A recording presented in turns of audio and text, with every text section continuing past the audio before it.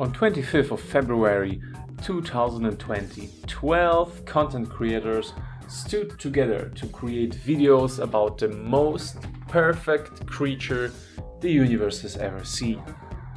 The mighty Squig.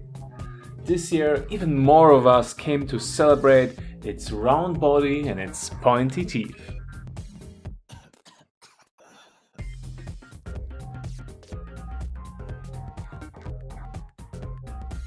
Hi guys, Jagelsdorf here. So basically, for those of you who don't know, Squigs are basically orc dogs in the Warhammer universe. But depending on which version of the lore you go by, they are also orc pack animals, they're food source, they're source of wool, music instruments, cleaning utensils, all sorts of things. Basically anything an orc could need, yeah, there's probably a Squig for that. Doesn't it make you love orcs even more? They're such simple, wonderful creatures. Squigs seem so easy to make yourself, it's basically just a ball with teeth and legs, that I always thought I will make them sometime on my own. So I finally did. I finally sculpted 3 little Squigs. But ever since I've acquired a resin 3D printer, I wanted to try something else out, making these models 3D printable with photogrammetry. What is photogrammetry, you ask? Well, the concept is that you basically take a bunch of photos of your subject and load them up to the software, and with some hand wavium it automatically becomes a 3D model. So I thought to myself, yeah, why not? Let's do the photogrammetry, let's do this stuff. And then with just simple minor cleanup, we're good to go. We can 3D print these 3 Squigs. Whew. Boy, was I wrong. But let's not get too far ahead of ourselves. In preparation, I watched a few tutorial videos, among others, one by my very good buddy Carl. Check his work out, he's a really amazing creator. And the first step that you want to make is to take your photos, and a lot of them. To have half decent detail of your model, you need upwards of 100 photos, each from a slightly different angle. You want nice, diffuse and uniform lighting, and you want your model to be non-reflective, and if possible of a single color. And whatever you do, don't touch the model. If you move the model even a little bit, you may as well start from the very beginning. With the photos made, you can import them to Meshroom, a free photogrammetry program, and you simply drag and drop your photos into it. Then you want to, of course, save your project and start your analysis on the graph below by right-clicking the structure from Motion Square. After some time, which can even take hours if you took a lot of pictures, a model will be generated. It will probably be kinda wonky, and on your list of pictures you can likely see that some of the pictures didn't make it, the one with the red camera. It means that there weren't enough reference points to connect them to other pictures. To fix that, simply take more pictures to augment your algorithm. And sometimes these old pictures will become viable again through the additional data. With some tweaking, you can get an acceptable model which can be exported to a 3D software like Blender, which is also free. With the textures on, it will look half decent, but the mesh itself probably won't be as nice. Delete all the parts that you don't need, and best use the smooth tool to make it look like something at all. As you see, you end up more with an idea of a Squig than a Squig itself. So much for minor cleanup. I basically have to sculpt it again from the very beginning, but this time in Blender. I mean, it's not like I won't enjoy myself sculpting this boy again, so yeah, cue the time lapse.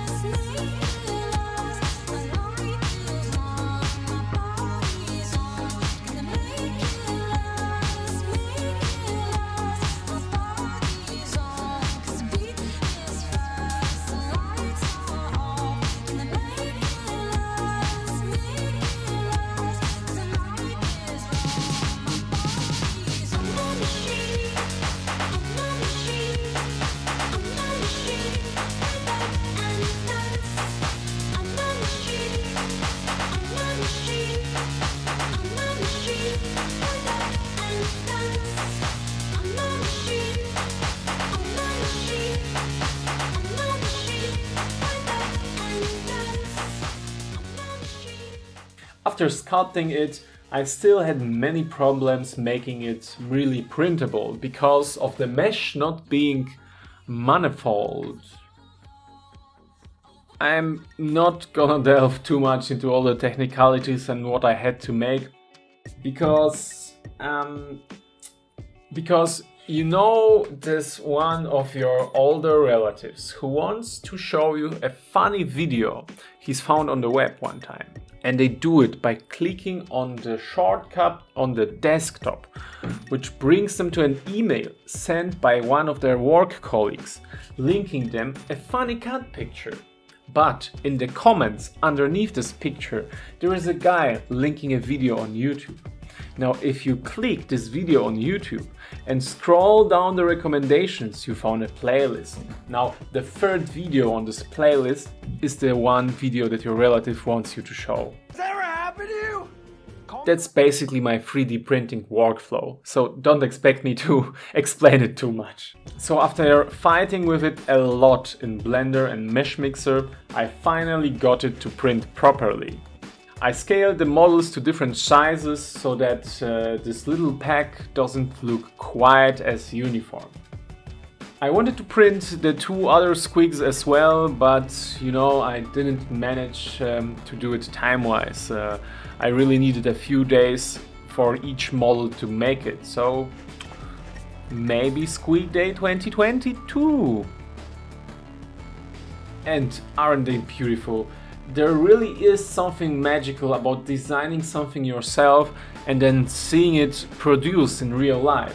I did this, I made this, and now I can make as many of them as I want. Anyway, to complete this guy I still need to paint him. I'm not the best painter, but I will get him tabletop ready. I always loved the idea of colorful rainbow squigs, so that's what I'm going to do, starting with blue. I'm mostly using army painter paint, so I'm starting with a nice deep base coat of ultramarine blue. 2 thin coats for a nice and even coverage. The lips, the nose, the eyebrows get a base coat of this brownish purple that I mix myself. It works very good as a base for a whole spectrum of reds, blues, browns and purples. The feet get covered in beige blonde, a color that I hate with a burning passion. I have no idea why I use it. Oh right, the chicken legs. I wanted them to have chicken legs, right! The body gets a layer of troglodyte blue. The lips and coat, a layer of oozing purple.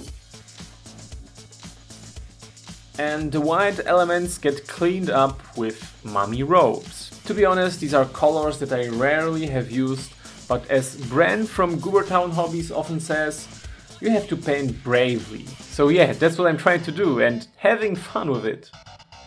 With our base coats and first layers done, I reach for the magic stuff. The stuff of legend, right, Boo? Washes. I use a thin layer of dark tone for most of the figure, with the exceptions of the light spots like the eyes and the legs, which gets some strong tone. A short intermission as the washes dry. As you see, I started putting base coats on the other Squigs. As I said, I'm going to do a rainbow Squig squad. The other ones will be colored green, teal, red and purple.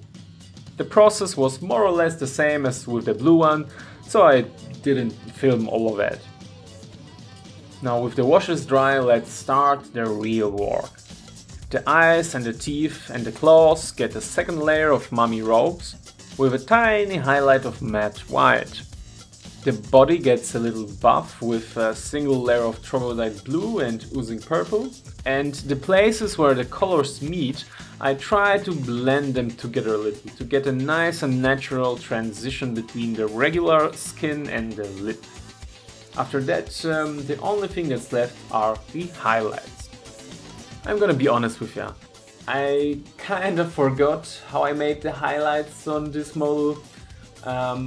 I think that I mixed both of the layer colors with Gorgon Hide, which has a slight blue tint to it, but I'm not sure, I can't be sure.